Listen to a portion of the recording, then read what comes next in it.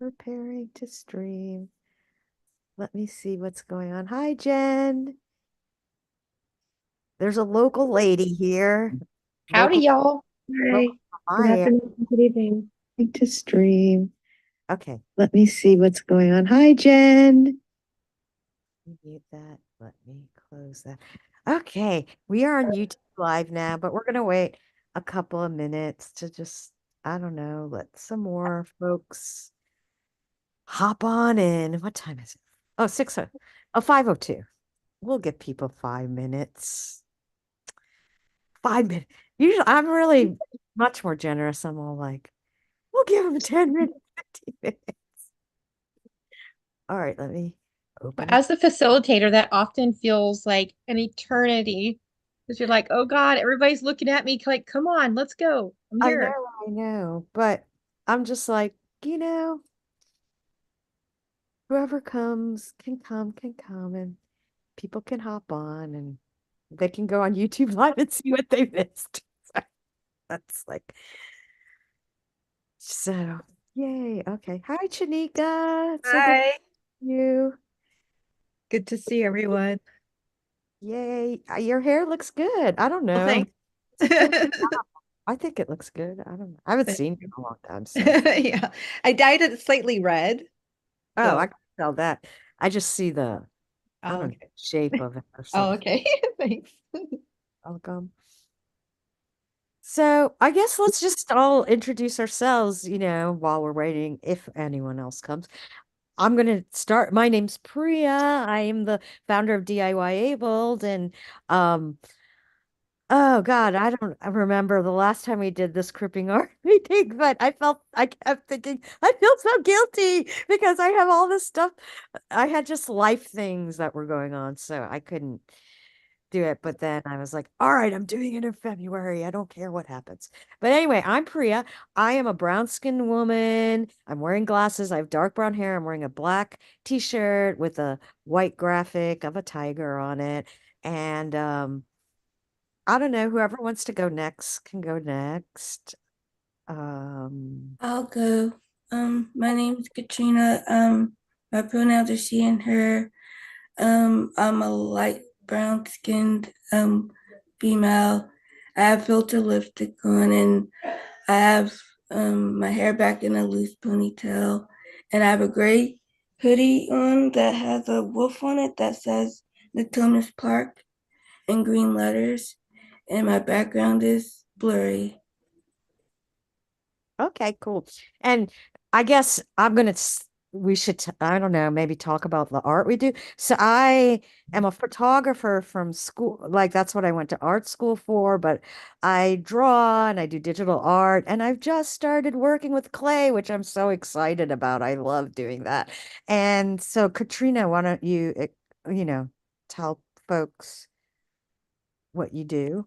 Okay, so I'm I do art too, but my type of art is writing poetry. Um, Which I'm is also in I'm also I'm also in the middle of writing an autobiography. This will be my second autobiography. My first one was poetry written, and I'm also a disability advocate as well. okay. Thanks so much, Katrina. Yeah. I appreciate that. I don't know. I'm just gonna call whoever's on my screen because I'll just go in order. So Wendy, why don't you go next? Hi, my name is Wendy Elliott Vanderveer. My pronouns are she, her. I'm a white middle-aged woman with curvy red hair, glasses. I'm wearing a greenish tie-dye looking dress. And I'm a lifelong disability civil rights activist and also an artist. And a lot of my art right now is focusing on microaggressions and ableism. I'm doing a series of cartoons where I help educate people with and without disabilities Well, that's great. about those issues. That sounds so interesting and wonderful. Thank you. Um, I'll go to Jen, Jen, Jen, that has her video on, Jen. because there are two Jens. So Jen video, Jen, the one that just waved, please. Yes. Hi, y'all. My name's Jen Hampton. I am, gosh, what am I? Well, okay, I'm a Caucasian looking woman and nearly 50 in a few months with dark blonde curly-ish hair and black framed glasses. I always have black fingerless gloves on because my hands hurt from all the doing. Um, and I'm wearing a black t-shirt that says Southern Workers School on it. I think that's about it for descriptions. My background is my couch and sometimes my sewing machine. Um, I guess I'm a community organizer. I've organized people around housing issues and labor related issues. I'm the leader of our local labor union for service workers, Asheville Food and Beverage United. And I also teach sewing to a middle school on Friday afternoons, sewing club. They're fantastic. Um, I love all things textile related, so any kind of fiber arts is my jam. From sewing, that's my passion, to yarn, I like to crochet when my hands don't hurt, and embroidery. Just anything with my hands. It helps me with PTSD and anxiety stuff. So just always got to be doing something. So that's, I think, about it. Okay, cool. Thanks so much, Jen. Lily, do you, can you go now or should I go to the, okay, thanks. Hey. Hiya, I'm Lilian. I am a white woman well, I'm a white person, femme presenting, with a black jumper on. I am lying down because I have POTS, and it's been a long day. And you're in England. I am in England, yes. My time there, I guess. Yeah, I do a variety of mediums. I mostly paint and write. And yeah, a lot of my work focuses on disability and like body positivity and stuff. Okay, great. Thanks so much, William. Jen with two N's. You could talk if you want, or whatever anyone wants to do is fine with me. Hi, my name is Jenny. I hope I'm audible. You are. I can hear you. I'm not going to be very good with my spiel, but I am, my gosh, I don't know where to begin. You can just be really simple if you want, or if you don't want, you don't have to say anything. It doesn't matter to me. I'm just giving people opportunity to say something if they want.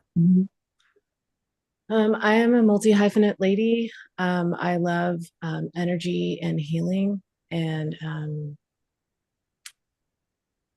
I love singing and song.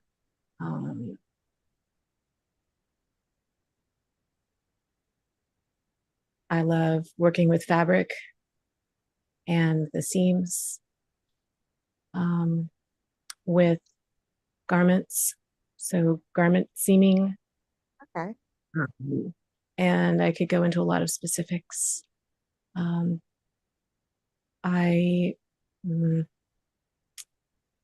am experiencing quite a bit of barriers, and I am a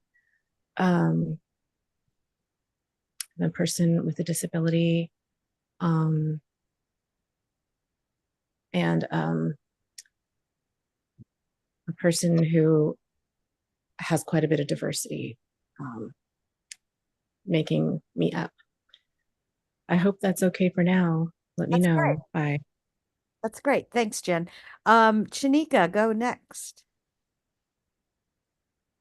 Hello, everyone. I am in the middle of preparing dinner, so if you see me moving around, that's why. So I am Chanika Swepulus. My pronouns are she, hers, and I'm presenting. I'm Thai American, light brown skin with reddish brown, asymmetrically cut, short, sort of jaw length hair. And I'm wearing a plaid like shirt dress.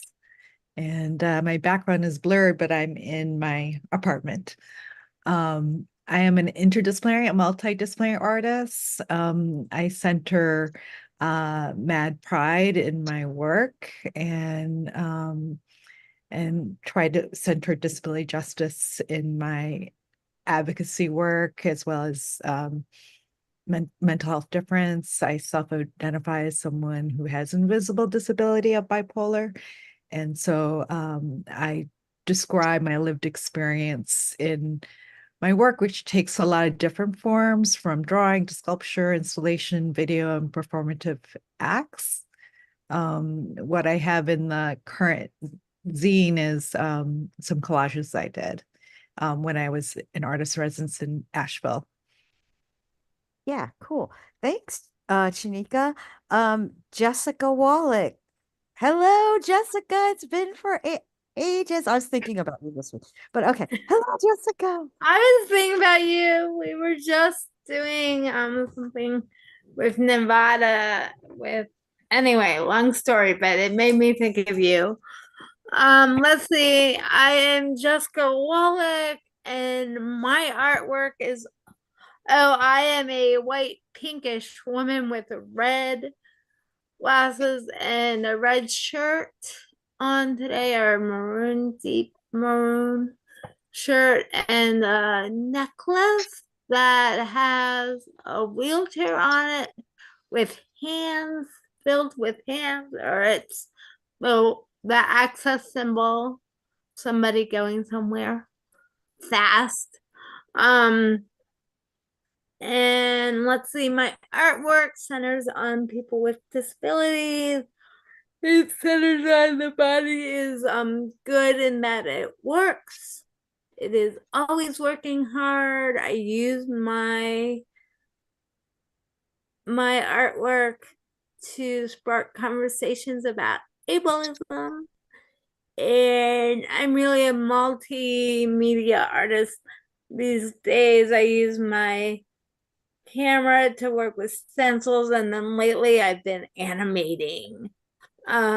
And that's been really fun. And I too like teaching, and I use my artists and residencies to invite people to make my art with me and to make reminders that their bodies are good and to get people figuring out how to be anti-ableist. How about that? That was great, Jessica. Thank you so much. And I'm just going to read what's on the screen. It says Jessica's Fathom note taker. Is that? Kick it out. It does not help. Oh, that's not you. What is that? It is me, but I now need to pay for it to do all the cool note taking stuff. Oh, I see. I see. Just as a video, and I hate it. I was like, who is this person? I was like looking at, I was like, who is this person? Jessica's Fathom note taker. Okay, cool. I don't know how to, well, can I kick? Just click on remove and then don't report. Oh yeah, okay. And I don't know how long I can stay, but I wanted to say hey, no problem. Thank you so much for coming. Don't report. Okay. Yeah. Thank you.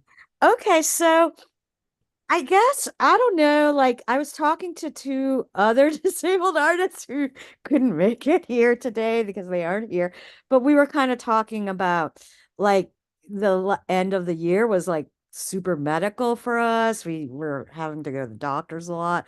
So I thought maybe talking about how medical experiences influence our art and talk about that. And whoever wants to go first and go first. Okay.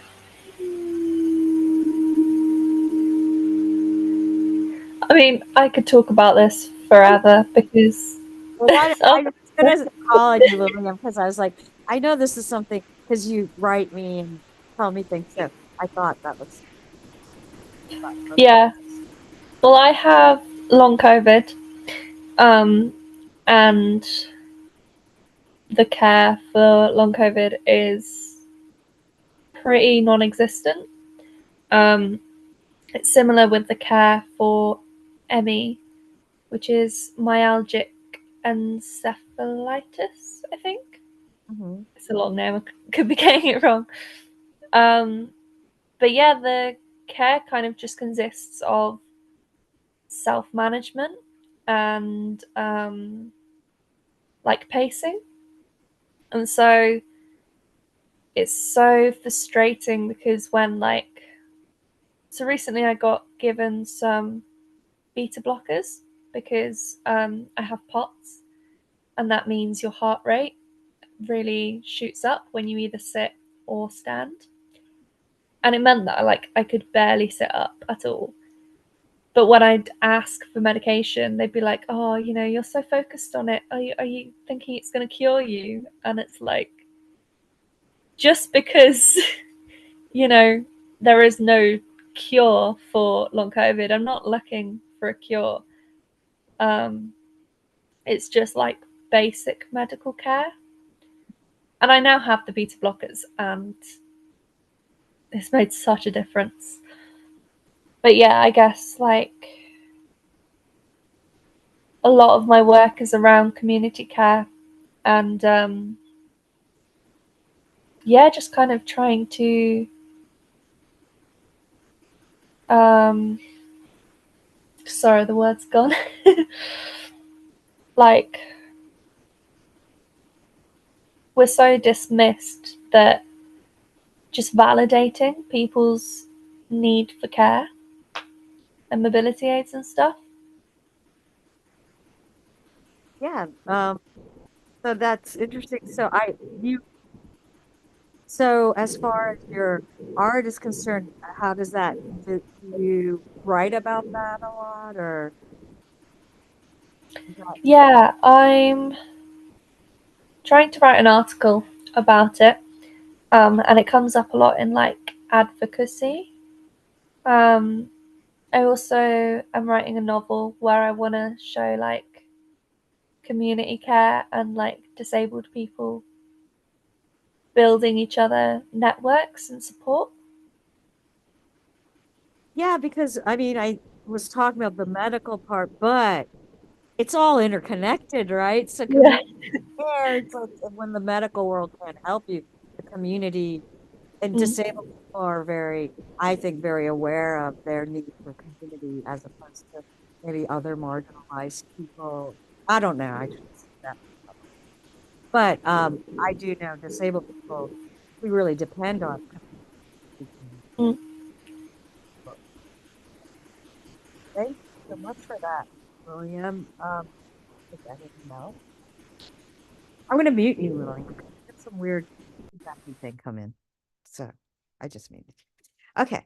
Um, anyone else want to talk here? Oh, hi, Mars. I don't know if this is the Mars I'm friends with, but we are talking about how medical or body issues, hey, oh yes, hi, um, influence our art and how, how how it influences our art, perhaps. Or however, whatever anyone who wants to say about it. That's just something that came out of my mouth. Jessica, you have raised your hand. Okay, I have a good story. So last year, I did a lot of work. I traveled all over and I got exhausted. I have CP. I don't know. I got exhausted. And for And I people that went, don't know, CP is cerebral palsy. Okay, continue. thank you. Okay. And I don't know if this had anything to do with having CP, but I fainted. And I was with my boss who used to be EMT. And Mhm. we were at someone's house who has Alzheimer's. And so She was like all very calm, cool, and collected in front of this woman, and then got me to the car. Mhm. And 2 minutes in was like, I think we should go to the hospital. I don't know if you had a seizure, if you just fainted, or you had a stroke. And I just think you need to go. So I couldn't think, so I just said, okay, right? Like at some point, you just got to trust people in the room. And so now my artwork is very much based on the way the body works. That's the idea, is like, what do you find fascinating about the way the body works? I'm gonna make art based on that. And so I was in the hospital for 2 days. And the good part about this is I just kept asking the staff, what do they find fascinating? What do they find fascinating? And they like did this big sonogram of my heart. And I just had such a good connection. So this feels, all of a sudden, it feels like I'm not really answering your question, but and I'm getting embarrassed, but it No, was real. I asked him, and he says the way the heart moves, right? It moves differently than everything else. And so I've been making heart art, and the two questions are, what moves your heart, right? Like what moves you, what motivates you? And then how does your heart move, right? And talking a lot more about breath. And this is where the animation comes in. I figured out how to make a heart move in animation. Um, and so I really don't like going to hospitals, but it was like, I don't know, I saw more doctors in the last 6 months than I have in the last 10 years, and it was really good research. And now, if I could just write it all off as research, it would be a big help. But so that's the one end, and then the other end is I still don't know how to slow down or to honor prep time and really be okay with how long it takes me to do anything, everything, how slow. And I'm really just hard on myself about it. And I really feel like it shouldn't take me this long to create or to make things happen or become famous or sell a painting. Like all that negative ableist talk that just is just really sucky part of living in an ableist world. right. And you did answer the question because your medical experience seeing the heart has influenced you in making these observations. Oh, and also we got a brain scan, and I made a brain stencil, and I've been having fun. It's been fun. I don't know. Yeah. So Shanika has raised her hand, so I'm gonna let her go next. Go for it, Shanika. Yeah, so I literally use text from like medical textbooks as well as the DSM, the Diagnostic Statistical Manual of Mental Disorders. And I layer it and I basically mine my experience and my memories. Um and I also try to play with text to reflect what those experiences are. And I use charcoal in my work because I had the experience of coughing up charcoal after um, overdosing on sleeping pills. And so I use charcoal in my work as a direct link to that experience. I often draw exit signs backwards because, when you're hospitalized in a behavioral unit and you're literally under lockdown, you're often craving to be on the other side of the exit.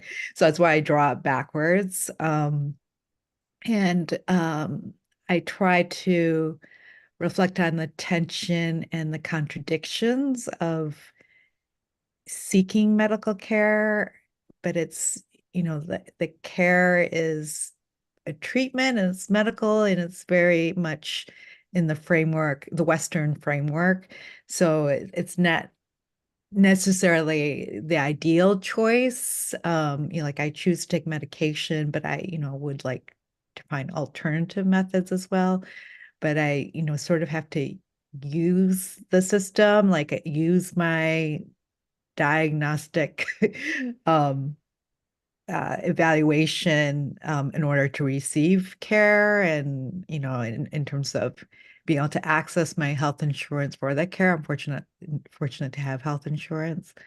um I Yeah, so it's very much conflicted, so I try to also interrogate what that means, and like using the DSM in my work, um trying to critique the medical industrial complex in its relationship to my lived experience. Um, Also, lately, I've been drawing bipolar neurons, which are not a direct relationship to bipolar, as in the mental health difference, but bipolar neurons are neurons that all humans have that guide their senses. And so I was very fascinated that there's a neuron called bipolar neuron. And it's really just because of the shape, right? Because it has dendrites and two ends, so they're called bipolar neurons. Um, but yeah, I think it's also about acknowledging, that we're human beings, that the art just doesn't like poof transpire, that it is linked to our bodies. We are physically creating it. We know whether we're, writing there, there's a physicalness that happens, or creating visual art. Um, and lately I've been more conscious of that, like how my body interacts with the work, like the smears my hands and fingers create, that I'm not erasing the mark, um, and that I bring my whole body to the work. So I'm trying to be more self-aware of what that means. It's not just my eyes. I'm bringing it to my whole body. Yeah. Okay. Thanks, Janika. Hi, Marguerite. Thanks for joining us. Um, we're kind of talking about medical or body experiences and how it influences the art we make. And I guess that's what we're talking about. I have no idea. Anyway, I don't know. I think that's what we're talking about. But I did want to respond to Jessica, because Jessica Wallach was like talking about how frustrated you get because of the time it takes you to make the art you're making. And it's interesting because clay is like you can't it's like it has this process, so you can't rush it, like, and you kind of have to rush it sometimes because if it dries out or whatever, you want to add things, you gotta like do it in that moment. But then it takes time because you have to biscuit, then you add color, and then you have to glaze it, and so it's just like it's kind of a mix between trying to finish it fast and not finishing fast. So I think about that a lot. And also, I was telling because I started going to the clay studio because I was doing accessibility consulting for them. So of course when I'm in there, I'm always like disability this, disability that. And so like I was telling this woman how I really like the clay because it's like it's so different for everyone, because you could be like throwing a pot and like, and that's like something else than hand building, and everybody has their own way of how they think it should be done, and it all works. It's just it's almost like what your brain and your body can do. And so I was telling her like how I loved clay because it was like it was just it was kind of like the way I talk about disability is like all of our bodies are different, and what disability shows us is that humans are different. We're not all one thing, which society I think at one point was like every human should look like this and every human should be like this and every human should eat like this, and this is what is healthy for every human, where I think disability shows us that we are all different and we figure out how to do things in our own way and time. So, Lillian, I will call you, but I saw someone wrote something in the chat. Oh, Jen. Oh, did Jen Lee have to leave? Oh, she did. She told me she had to leave. And so, she had a meeting. She goes, wow, this conversation is making me feel so connected. I've never really given this much thought of how my health connects to my art. I feel a deeper understanding to myself. And then said, I have to run to another meeting. Thanks for sharing this space with me, y'all. And I'm sure she'll come back and next time. Jen is a person from Asheville that I work with. She does housing, works for housing for people, and I'm the disabled person in that world. Okay, so Jessica has shared her website, thebodyisgood.com. So anyone check that out if they want. And I don't know, does anyone else want to talk about whatever they want to talk about? It doesn't have to be about this subject. You could talk about anything. Marguerite, are you raising your hand? Maybe. Well, it looks like. Hi, I'm Marguerite Mala, and Scarlett is my favorite partner. And so, so, so that I can relate, um, no, no, listening to everyone talking and having a conversation which which is a good thing because we all can connect with each other. Mm-hmm.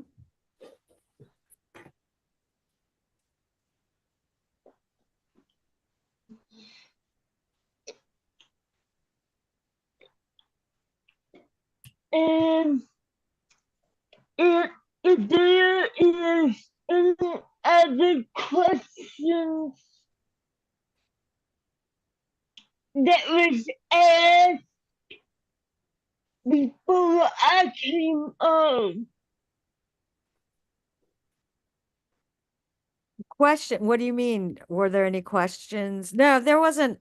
I mean, it was just people talking about their experience with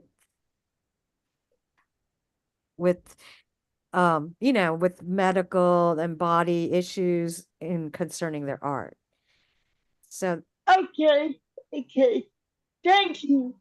you're welcome. Thank you, Marguerite. Lilium, you had raised your hand. I'm sorry, I just saw Marguerite raise her hand. I was like, oh, Marguerite's raised her hand. So please go ahead. No, that's all right. Yeah, I relate to what you said, Jessica. I think for me, making art is very slow at the moment because I've got like 15 minutes once or twice a week. And especially because like there are so many different mediums that progress feels so slow. Although I think for me it's more like the creative frustration of just wanting to get absorbed in it and having to really restrain myself to not cause too much pain. But yeah, getting used to crip time and allowing yourself that is definitely a big process.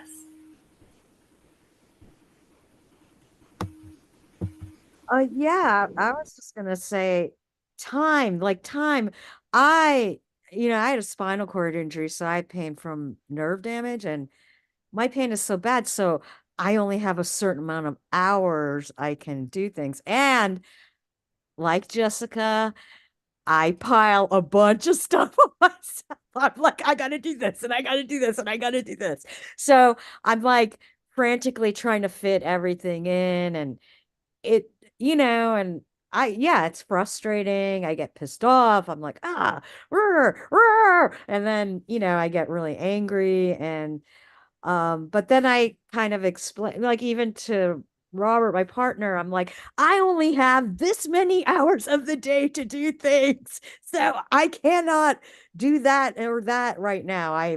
This is what I'm focusing on because I really want to do this. And, like I'm trying to create markets for disabled people and do my own art, be in my band. I'm on a residence council here apartment complex. Like I'm like every day I'm like, oh God, I have to do this, I have to do that. So, but I don't know. I prefer to stay that way because I don't know, it's just if you don't have anything to do, then I feel like it's depressing. So, I feel fortunate that I fill up my time, the limited time I have with as much as I can. So, um yeah, I don't know. Does anyone else want to speak? Wendy or Katrina or anyone else? Or Wendy, you've raised your hand. Please go ahead. I am Wendy. So I was trained as a sculptor. I went to art college, Tyler School of Art, part of Temple University. I was a sculpture major, and I also dabbled a lot in photography and painting, and I still do a lot of oil painting. But most recently, I started doing these cartoons about microaggressions and ableism, and they came from things that people would say to me when I was just out on the street, just living my normal, quote, uninspirational life, just doing everything that everybody else does. And people would say, really awful things and just sometimes very innocent things, but just really not realizing how it came off. So I started writing things down on a notepad app on my cell phone, and I didn't really know what I was going to do with it. But eventually, I started getting inspiration to make cartoons that tackled these issues head on, and a lot of them have to do with medical issues too lately.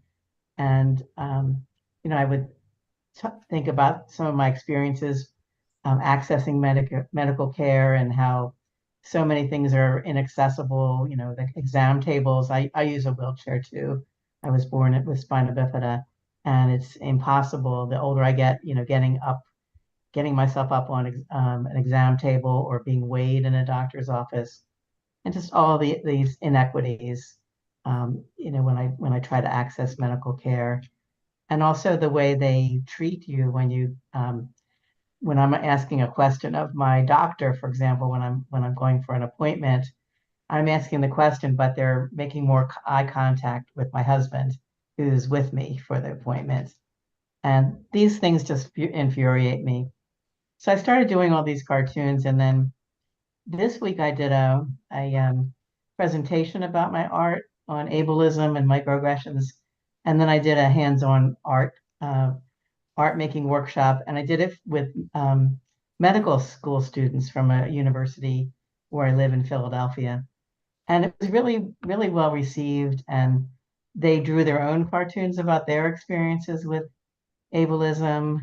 And if they didn't have any friends or it wasn't their own personal experience or family members, I encouraged them to talk about their experience with racism, sexism, ageism, all the other, isms. And so it was a very powerful, event, very powerful sharing. And, want to do more work like this. Been doing a lot with kids too, since they're like sponges and want to, they don't have these mindsets and they're not afraid to ask questions. So that's just kind of a summary about what I've been doing, and a lot of it's uh, geared to, medical providers. Wendy, did you do an event for a disability organization a few months ago? It was an online event where you were teaching people to do your cartooning. I did it for the Spina Bifida Resource Network. Were Yeah, you there? I was there. Okay. I thought I recognized you. Familiar, right? Oh, cool. Right. I Yes, thought I've been doing that a lot, just traveling different areas virtually and not and helping to educate people and using humor and bright color, to do that. Wendy, is there a place where we can see your cartoons? Yeah, I put in my website is www.wendyevart.com. yeah, and so I before we continue, I just do want to say Wendy has her website there, and Chanika shared. You're in this, right? You wrote a piece for this. Chanika wrote a piece for what is it called? It's called Disability Studies Quarterly, and so she included the link there, and thank you for sharing because I haven't had a chance to read it, and I'm so sorry. I'm like, you don't know me. I'm all like, wow, like I only have a certain amount of hours. And I'm just kidding. But I do read in the morning when I'm stretching and doing my morning routine. Um, God, I was thinking of something about what Wendy said, and I was thought it was like something interesting. I'm trying to think what it is. The medical world. Yeah, like medical facilities are, some medical facilities don't even have accessible bathrooms and stuff. Because I was just writing a piece about, um, I'm writing a piece about change and how it comes slow. And one of the things I was talking about is, about accessible bathrooms. And in it, I was like, these places don't, and doctors' offices too. Shocking. Yes, I know, but true. So it's interesting how like medical facilities where we are disabled people are constantly like we don't want to be described in the medical model, yet the facilities where we need to go into them are not accessible. So it's just like a bizarre weird thing to me. Like I'm like I don't understand it. So that's what I was thinking about when you were talking about that. And yeah, I can't wait to see your cartoons. I totally want to check that out. Oh, thank you. So yeah, one of the things that with the clay, I was trying to learn how to make, I wanted to make different kind of faces, and I was trying to look on like tutorials on YouTube, and I discovered through that when you are not making a face that looks exactly what a human being looks like you're not trying to you're trying to sculpt the face exactly like what the proportions of a human's face is, then if you're not doing that, then they call everything ugly faces.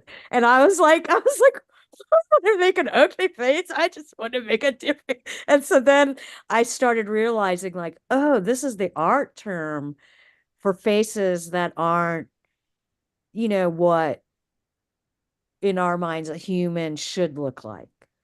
And so then they call them ugly faces. And I was talking to one of my instructors who's also a friend of mine. I knew him before I started taking the clay classes there. And I was telling him, like, it's so weird. Is that what they call faces? Like they just call them ugly faces? He's like, yeah. And I was like, I don't like that. I think that's weird. I think they should just call them different faces or something, because ugly is insinuating, I don't know, a negative thing. So and he's like, I don't, and he's not disabled. Yeah, I think he is disabled in his own way, but like he's not physically disabled and so he's just like, yeah, I don't like that either. I think I'm very uncomfortable with using that. So we just kind of got into a discussion about that. So yeah, I don't know. That's I don't someone can respond to that, but that was just something I was just like, I don't know. I just thought it was weird. And so Lilium says, yes, I've also found a lot of doctors' offices don't have doors big enough for wheelchairs. Yes, that's another thing that's weird. And the tables too. It's like, they're like, well, can you I'm like, why don't you have tables that go up and down? Like, I don't understand. Like, it to me, I'm just like, we live in a time where there's so much technology. Like, why don't doctors' offices have tables that go up and down for people that are in wheelchairs, or when people are elderly, it's hard for them to get on that table. So I And don't they know. won't, and they won't assist you either. They expect Yeah, you to come with the person that's going to lift you up onto the table. Like yeah, they, because my of husband or something. lawsuits, because they don't want to accidentally drop you or something like that. So yeah, it's like it's kind of an annoying thing. So yes, Liam, I agree with you. I I don't understand this doctors without wide doors, tables that don't go up and down. It just seems like basic things to me.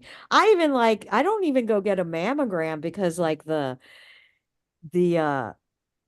machine is not accessible and I literally have to contort my body to get my breast into the machine. And now I'm in pain and I have this wound on my foot and I'm like, I just tell my doctor it's not accessible. And my doctor is like shocked. She's like, "Really?" I was like, "Yeah, it's not accessible." And um what does this say? Looks like you're I don't know what that's saying. I don't know. Something popped up, so I don't know what to say. But yeah, she was shocked that it was accessible. So I told her I'm not going to get a mammogram. I'm just doing self checks because, I'm in too much pain. I don't want to stick my boob in there and do all these things like to make it happen. And, so it's annoying. Indeed. So Wendy, oh, that's your website. And Jen said, "Well said, Priya. I love all the awareness in this room." Yeah, me too. And um, we're the people that need to be aware and tell people. And I think, that's what we're doing through our art is educating people, right? So um Marguerite says some clinics need to invest in automatic rise tables. I agree. I don't really understand the medical world, they make money. It's not, I don't know. I don't understand why they're not investing in things like that. So I agree. I don't understand that. I'm perplexed by the medical world on things like that. Um, but yeah, so I don't know if anyone else wants to, or we could just hang out and talk and not talk about this at all, or I don't know, whatever anyone I wants. have questions and thoughts, and I don't know, you know me. I know So you. first, I want to say, one of my favorite Asheville moments. I went to school in Asheville, and I worked in the art building, and I did everything fast back then, and poorly. And my art teacher taught me to frame. I was putting up a show of good and bad art. I really wanted people to like show art in process. And so he helped me figure out how to mat. And he's like, you cannot go fast with the mat cutter. You just can't. Don't do it. And I think people like before that had tried to help me slow down, but it came in as a criticism, as a piece of about my body instead of about process, Mm-hmm. right? Like some things just take time. Yes. And mat cutting is one of those things. So I was thinking about that with the clay. Like clay is one of those things. I would love to hear from Wendy and Shanika. Um, how you guys have approached hospitals and gotten them to work with you. I can talk a little bit of how I have worked up at a hospital at Mass General, and I just thought, like, how do we work with the medical community that, like, if we could change them, everything might change is always my thought, but I like worry about being too radical and worry about how do you win them as your allies. I think Wendy has done this and I want to know more details there. So before y'all start, I do want to mention, Jessica, you have put up art at a hospital, right? Is that Right, I have, and but like I'm trying to get, I don't know, with my website, I want to be all very radical, but I also don't want to scare off doctors. And so I think a lot about what I write on my website so that when people loop back around, they're not like, oh my God, I love the work, but I don't like the artist, or, right? I want the medical community to feel supported, right? In that everyone has a body and everybody's body is a target of ableism in one way or another. So I just want to hear what other people have done because it's been such a hard road the last 8 months of writing and writing and writing and writing. um I know you asked Wendy and Shanika, but I personally I don't I just think doctors, like, if you question them, that's radical to them. So I don't feel like you should hold yourself back from being too radical with doctors or the medical world, because the medical world, I feel, is a bit narcissistic. Like, they're like, we know everything. This is, and I've this last, I'm just going to say, in this last year, I've had to go to doctors a lot because of wounds I've gotten, and they're like, "Oh, this has happened because this is what you do." And I'm like, "No, that's not what I do." And I even had a doctor because I did something stupid. I got burned in an area where I didn't have sensation, and I reburnt it. And I knew the doctor was gonna say stuff to me, and I was like, ugh. And I was like having medical PTSD about that kind of stuff. And so then he like was like, "So where's your art?" Because he's a doctor that specializes in burns. So he said to me, "So where's your arthritis come from?" And I'm like, "I don't have arthritis. I have spasticity and neuropathy from nerve damage because I had a spinal cord injury." And I said that directly. And then he's like, "Oh, okay." But it wasn't even like, it wasn't like he was absorbing what I was saying. He was just like, "Oh, all right, whatever. You got burnt and you shouldn't have done that. And now, I don't know, I don't know what was going through his mind, but, it was just like very annoying to me because I was like, Yeah. you don't know what is going on with me, or just like, you have this burn." And so it's like, yeah, so annoying, definitely. Yeah.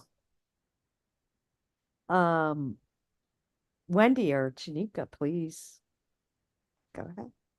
A couple years ago, I participated in something called the Raw Beauty Project, and it was on access to healthcare for women with disabilities.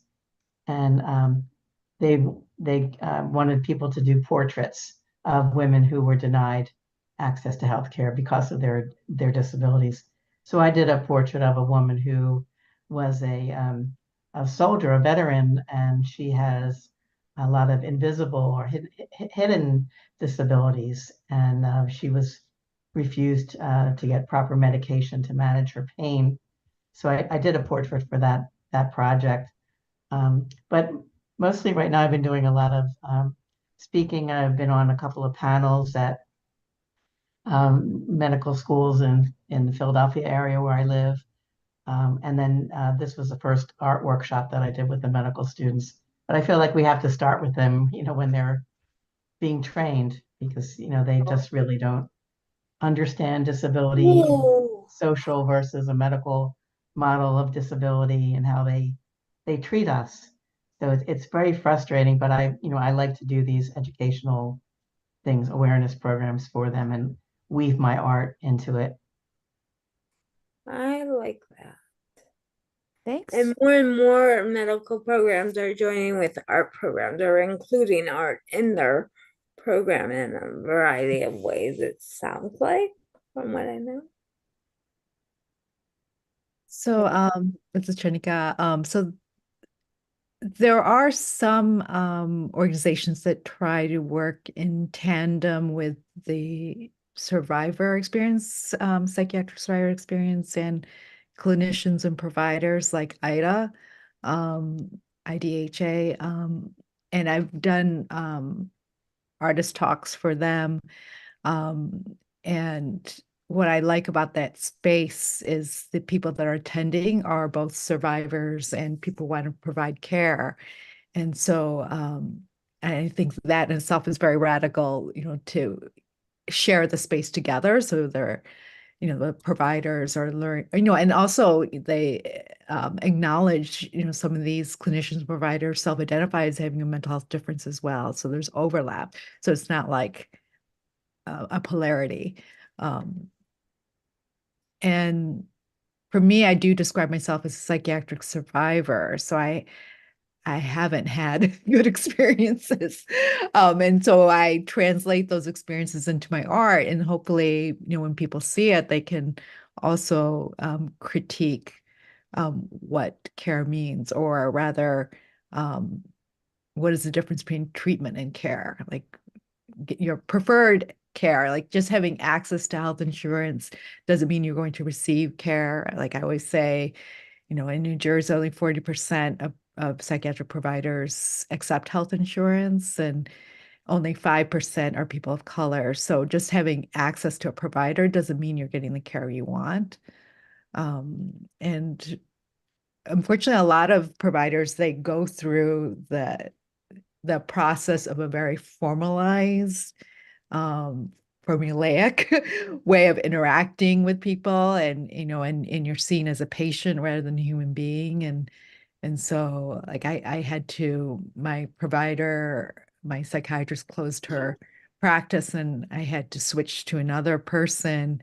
And it was really amusing sitting there, and you have to go through the same questionnaires. And even though in the beginning I share what my situation is, the psychiatrist, my new psychiatrist, still asks me questions, even though I already provided the information, because he's still going down a list, right? So it's like he didn't even hear what I was saying because he's still focused on his list of questions. And he gives me the forms of the list of questions. It's like still like the same process. Like instead of looking at me and engaging with me as a human being and having a conversation and collaborating on the care, he's just going through, this informal, sterile process, in terms of, you do A and B before you can get the access to treatment or access to your meds, or, it's like you have to go through the same thing all over again. Um, so yeah, and to me, the process of being hospitalized was not receiving care. It was another trauma on top of the mania and delusions that I experienced. So it was not care. Right. So I'm still working on trying to develop, it's like I have to start over now with this new psychiatrist to educate him and Yeah, bring I him into the fold. that with doctors too, physical doctors too. Like, I don't want to, I have a primary health care. I have a primary healthcare physician, which I won't change now. But, when I first started going out in the world, it was like that's what it was. I had to find the right, a doctor I could get along with or respect, on a certain level. And but then that was it. It's like you have to start the whole, and that's so exhausting to be like, yes, I had a T1, I fell in 1999. This is the da da da da da da. And that's the doctors. They're just like, we need you to fill out this checklist before we can even talk to you as a human being that needs help. So it's very annoying. Okay, I am going to read something Lilium set wrote in the chat. One less unrelated thought about a way that disability impacts my art is that I spent a lot more time thinking about art than doing it. And it also exists as an escape from chronic pain, illness, and when I'm unable to do anything physically. Yeah, art. Yeah, like when I'm having a bad pain day, that's why I like clay, because you're using your hands and then you're sculpting it, and I don't know, it just takes a while. And if I have pain and I can't really do anything, then I'll just sit with a ball of clay and make something, and a couple of hours will go by just doing that. So, um, it's true, it does. I also sit like in the morning, I have hours where I'm just sitting there trying to get out of bed, and I'll think about art and things I want to write and all these things I want to do. And so, yeah, it's a great escape from what your body is experiencing, to keep your mind busy that way. Um, anything else? Anyone else? Um, yeah, for, for me, for me personally, it's, it's time to educate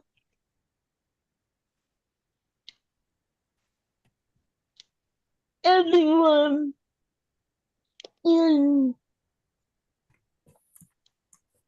in the medical professional again and again and again, because because for me, I just turned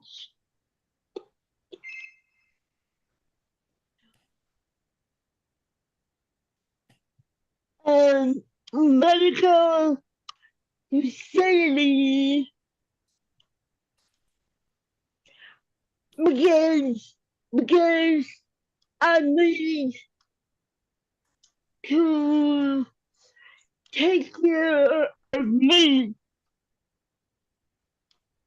and nobody is not going to take care of me until I take care of myself.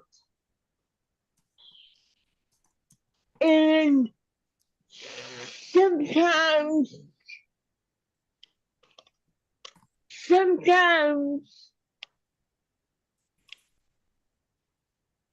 the medical professionals do not know what I know.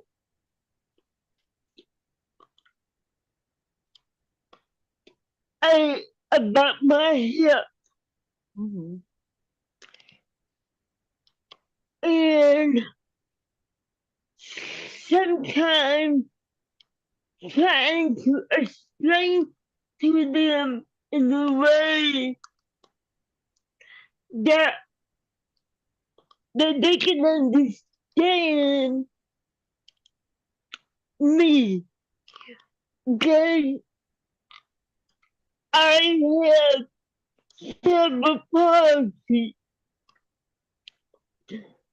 Some some people in the medical field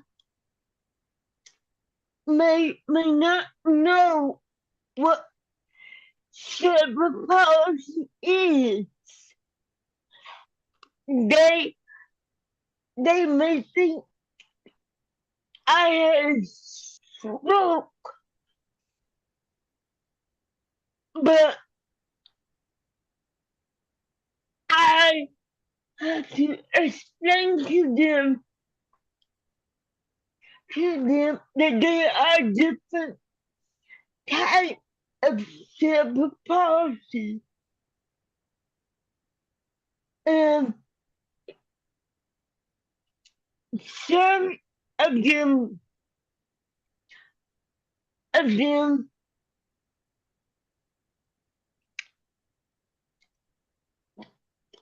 do think that my type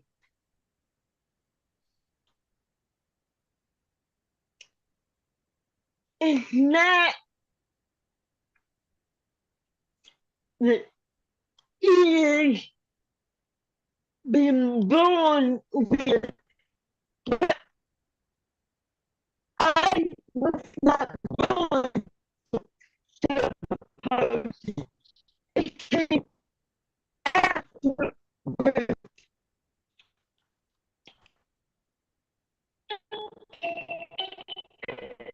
Because Marguerite, Marguerite, there's something going on with your connection.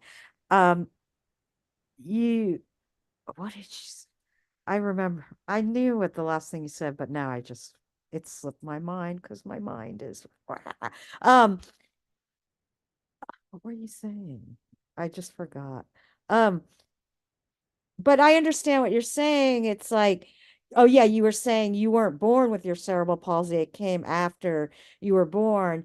And that is like a truth thing with doctors. They don't I don't know. They're just it's like because we live with our disabilities, we're very familiar with the way our bodies and minds work and what's going on with it.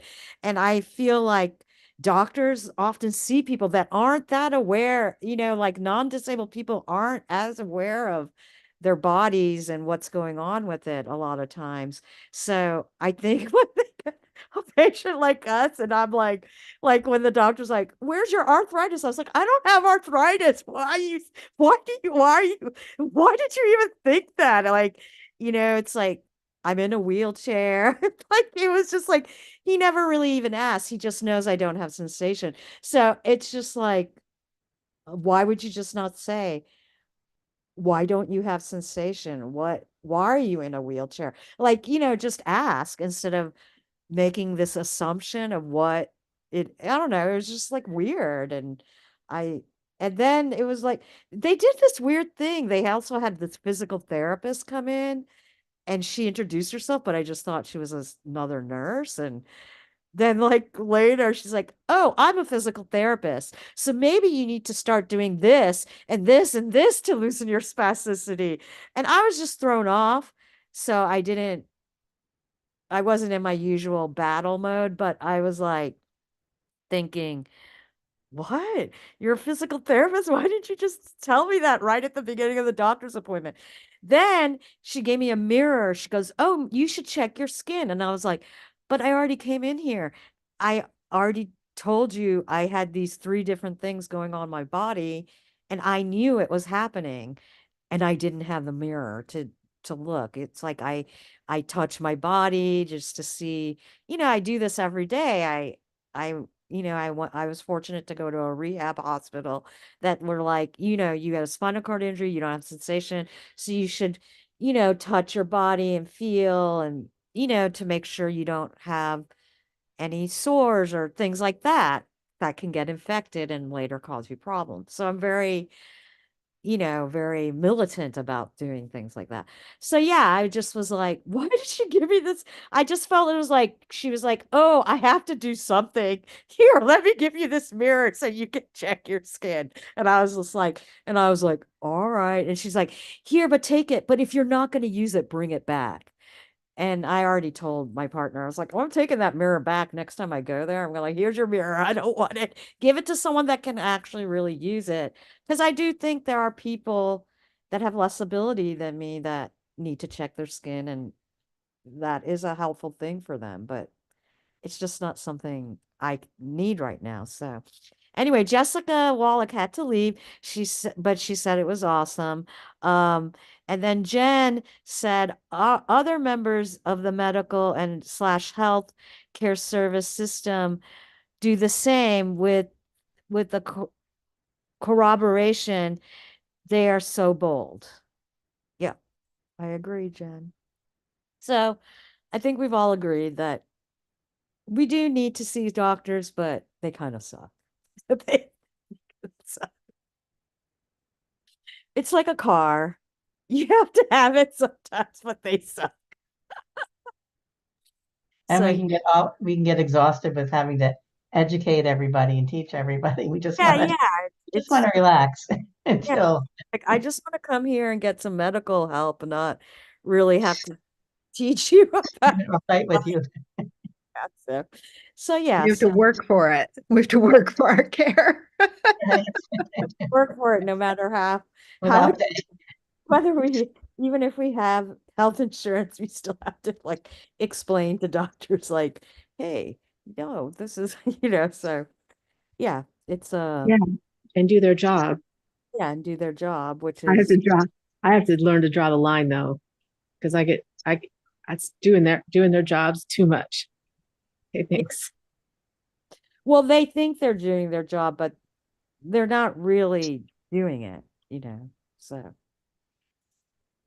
that's how I feel about that. So anyway, I don't know. I think maybe we should wrap up now. This was really great. Thanks everyone for joining. I don't know. I would like to do more, but I I'll just discuss it with whoever's here. Um, how often do you think we should do this? Oh, you had to answer your phone. That's what you were saying, Marguerite. Okay, cool. Um, often should we do this? I don't know. I I'm really a good plan. Like if I have a goal, I'm like, okay, this is what like we're gonna do this once a month or bi-monthly or maybe seasonally. I don't really know like how often to do it. What are your all thoughts on that? Well, what's convenient for you since you're hosting? I think you should just go according to what feels right for you because if you're hosting, I don't think, we should say do it monthly if you're not able to do it monthly. Yeah, I mean, I would like to do it monthly, but I'm like, oh, like this time, the crypt time stuff. I'm like, oh God, will I be able I to? think we can be flexible. I don't, I think we should observe crypt time. So Definitely. Okay, well, I guess for now, I would like to say monthly, but don't hold me to it. So like that's all. So, I'd like to do it monthly, but and then the weather's getting nicer, so I think we're all gonna be like starting to go out and enjoy. I mean, today in Asheville it was like 76 degrees. So I was like, because it's been cold, but like the weekend it was like 30, 20 something, or it was so cold. So then today I had to go pick up some medical supplies. I was like, and Robert's always like, "Oh, it's warm." And I'm like, "I don't believe you because you say it's warm and then I'm freezing, so I have to." But then I looked on the phone and it was like, "Oh, it's 76 degrees." I was like, "Oh, I guess that is warm. Never mind. I guess I will just only take a light jacket and my t-shirt." So yeah, so I do think the weather, but maybe for now, let's maybe just say bi-monthly because I think March is coming and so March, April. Maybe in April, let's shoot for April and I'll just look at and that's good because it's so far ahead. I haven't had a chance to plan a lot of things. Because that's what I do. I agree to everything. And then I'm like, oh my God, I have so many things to do. And then I'm like, why did I do why did I do this? So anyway, that's like the common. That's my comment every day. I'm like, April is Disability Awareness Month. what did you say? April is Disability Awareness Yeah, Month. that's good. Yeah, so let's do it in April then. I know. Okay, awesome. All right, y'all. Well, thank you so much for coming. Oh, I'm just gonna end the YouTube thing. Like, how do I do that again? I forget. Oh, do I do it from here.